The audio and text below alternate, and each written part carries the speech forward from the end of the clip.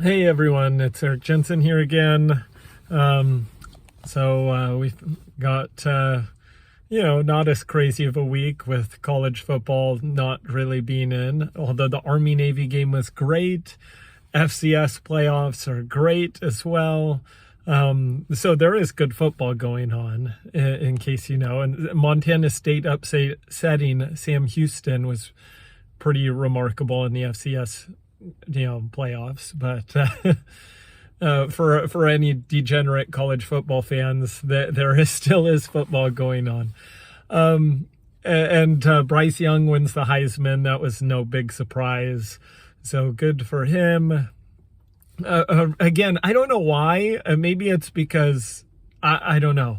The Heisman just hasn't seemed very exciting in the past few years. I don't know why, but maybe it's because USC hasn't been relevant, and so I'm not into it. But even if USC was, for some reason, it seems to, I don't know, it used to seem like it was, a whole lot more important than what it is now. Anyways, that's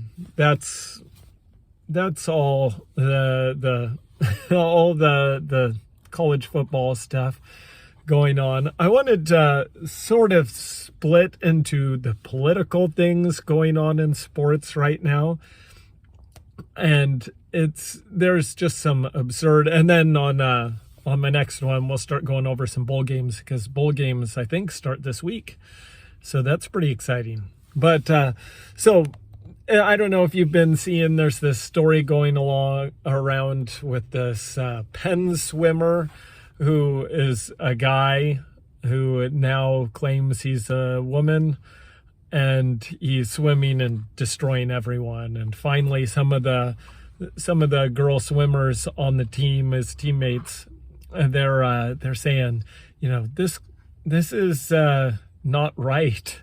But they can't say anything because it's politically incorrect to say anything. And, without going deep into politics, but staying on the sports side of things, it's absolutely absurd to have guys competing against girls. There are drastic differences. I will use myself as an example.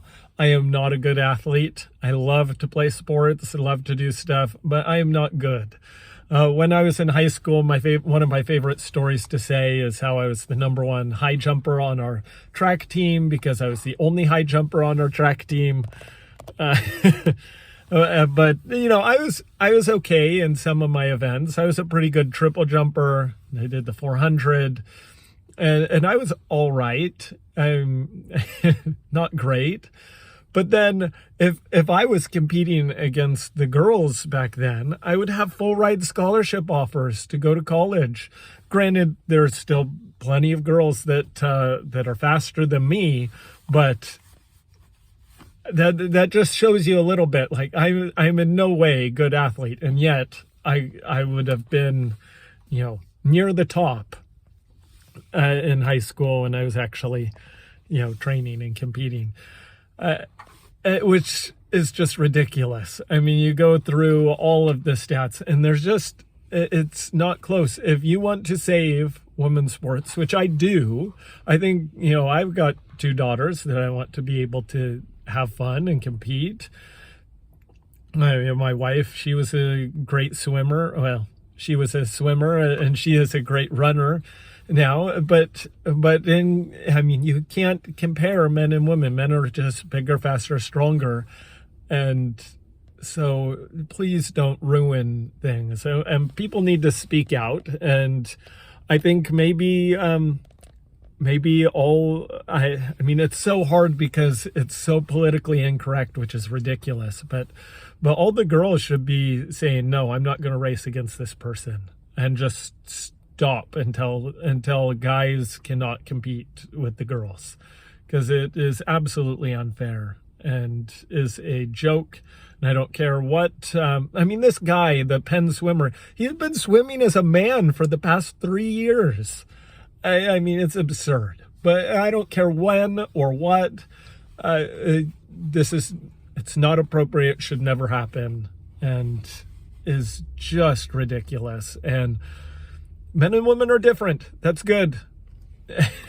It's a very good thing. So don't let men compete with the women. I mean, if there's some co-ed thing, and they do like co-ed doubles in tennis, go for that. That's perfectly fine, but don't do it. It's a ruining. It's garbage. So that's my sports take on it. And if you want any of the records to be valid for women, which I do, you can't have the guys competing. And I think I touched on this in a previous one with some of the times. It's just absurd. I mean, the very fastest girls in the Olympics were getting, like for the 400, were getting beat by the very slowest men in the qualifying rounds. It's just not even close. High school boys are normally faster. I mean, the top high school boys, not high school kids like I was, but the top high school boys are better than a lot of the women Olympic athletes. And that's not saying there's anything wrong with that. That's just saying there's a difference.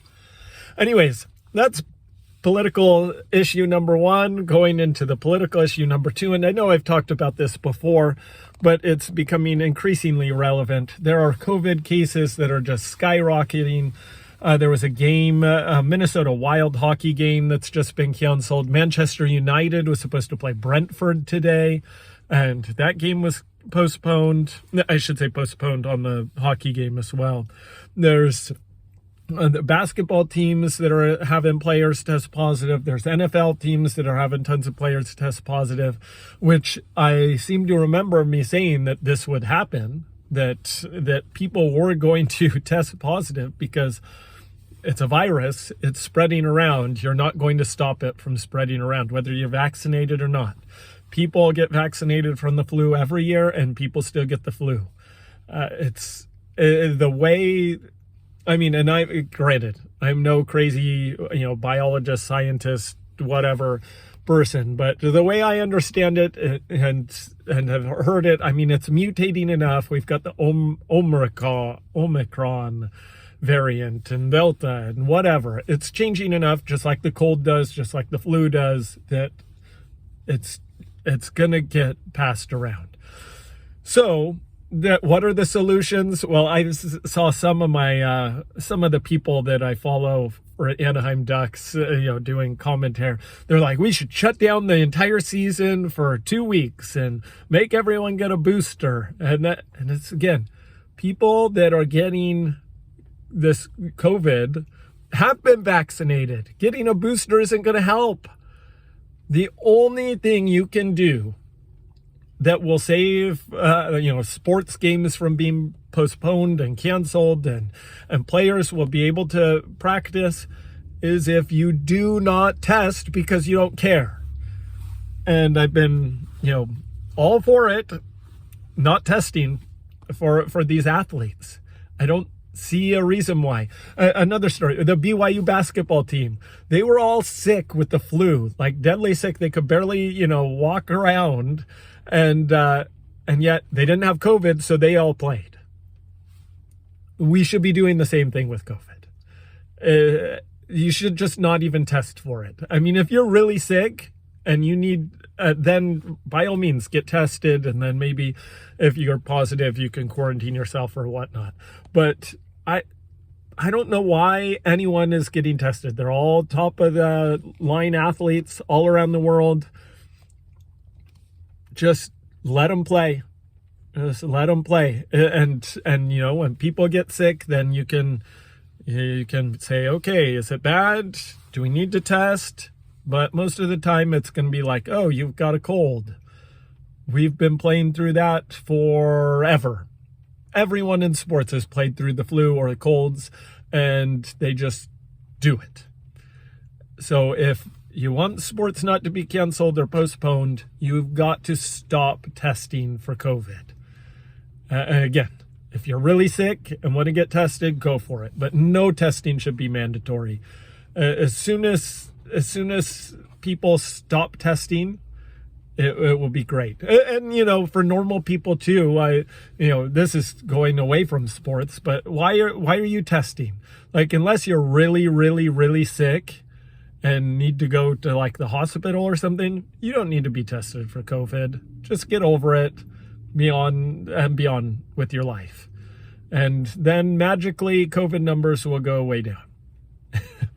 Because if you're not testing for it, then it's not going to show up in the statistics. Not saying it won't be there, it just won't show up. So yeah, that's my solution. These are my political takes in the sports. Don't test for COVID and play the sports anyways. And don't let men compete against women. And that's all there is to it. Anyways, we'll also be covering signing day. That's coming up. So exciting times ahead. Anyways, that's all for now. So have it so good. Bye.